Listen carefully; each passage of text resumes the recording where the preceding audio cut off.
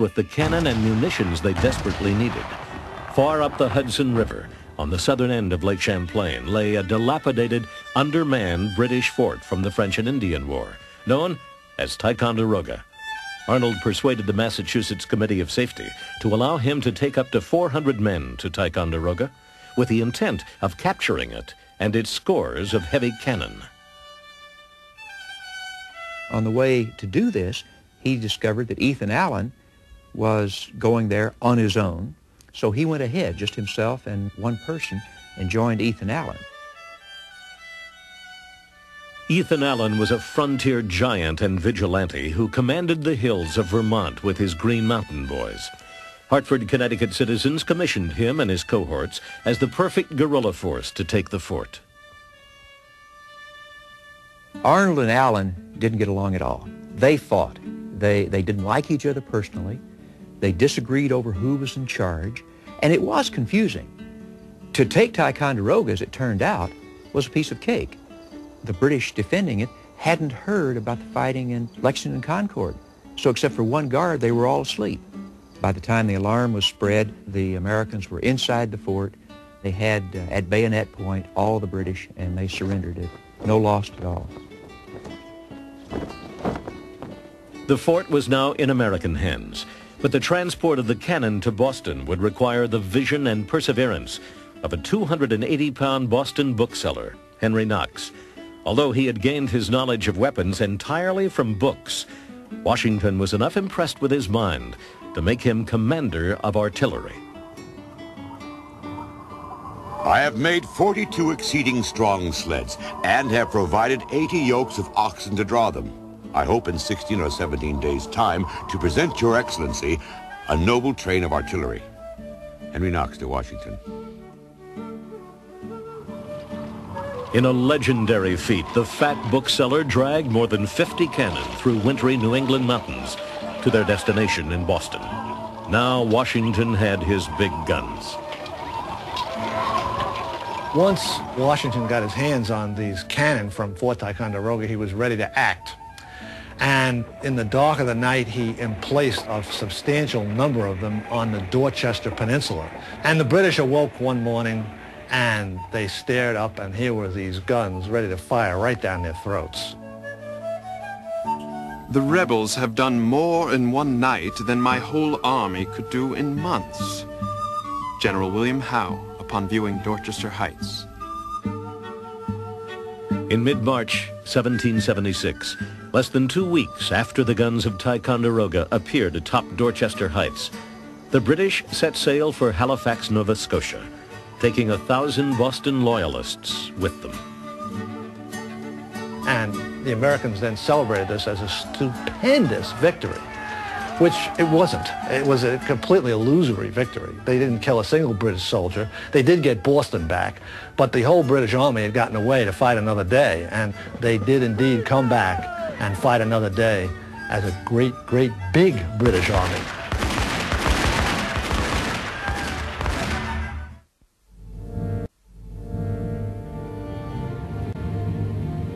Because 13 colonies became independent, there's a sort of sense of inevitability, as though the modern United States was an actual unit. Actually, what's really happened was the partition of British America.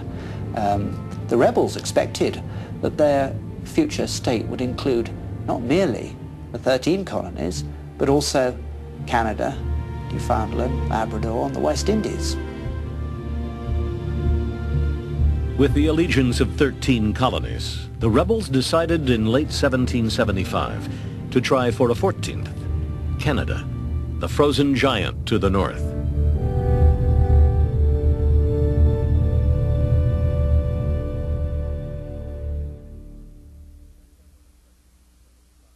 In September of 1775, General George Washington commissioned one of the heroes of Ticonderoga, Benedict Arnold, to travel to Canada through Maine with 1,100 troops and take the fortress city of Quebec.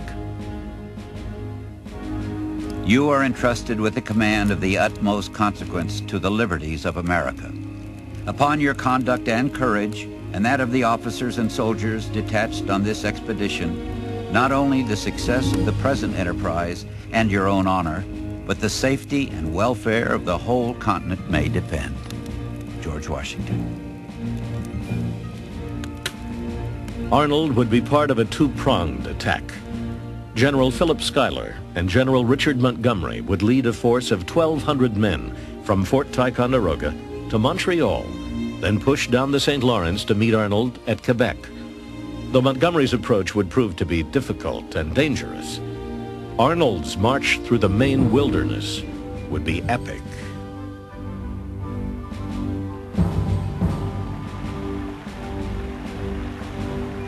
They sailed to the mouth of Maine's Kennebec River from a port near Boston. This was the true start of the 385-mile wilderness trek to Quebec. Arnold's march to Quebec is truly one of those great dramas of the Revolution. It has to go down in history as one of the great feats of leadership on one hand, and the overcoming of tremendous obstacles and the willingness to accept great privation and pain, even starvation on the part of the people who went along with him.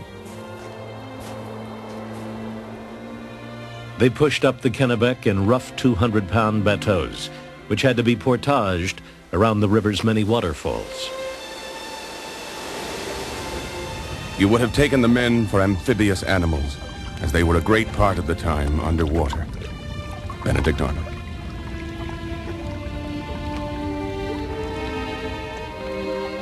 Breaking trail for Arnold was Daniel Morgan, portrayed here as an old man. At the time of the trek, he was in fact a 39-year-old, tough, wily frontier giant who had lost all the teeth on one side of his mouth when an Indian bullet passed through his neck 17 years earlier. Morgan commanded 3 companies of riflemen for Arnold's expedition.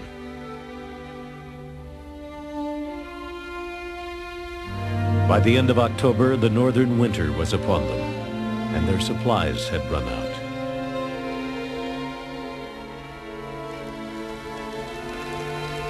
The voracious disposition many of us had now arrived at rendered almost anything admissible. In the company was a poor dog who became a prey for the sustenance of the assassinators. This poor animal was instantly devoured without leaving any vestige of the sacrifice.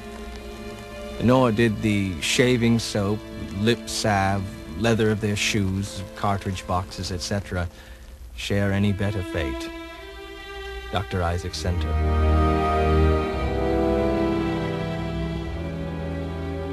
Half of them or more didn't make it. They died along the way of disease or starvation, or they gave up and went back.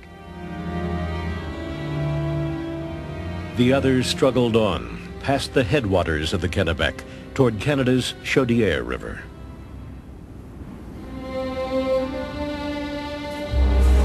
They wade through the mire to the foot of the next steep and gaze up at its summit, contemplating what they must suffer before they reach it.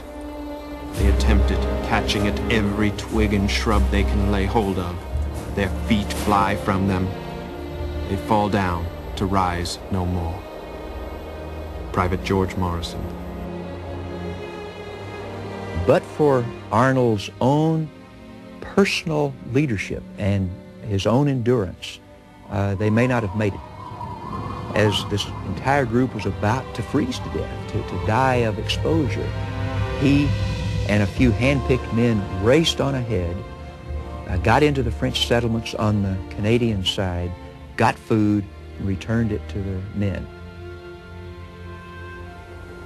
I have been deceived by every account of our route, which is longer and has been attended by 1,000 difficulties I never apprehended. But if crowned with success, I shall think it but trifling.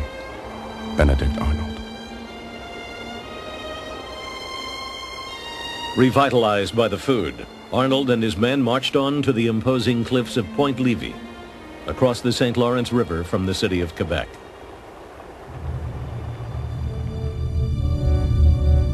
Canada really was a river, the St. Lawrence, and 2 cities, Montreal and Quebec.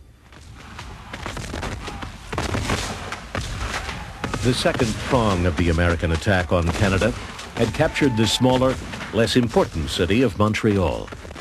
Ironically, This feat may have prevented Arnold from taking Quebec, the key to Canada. A day before he would have launched his attack with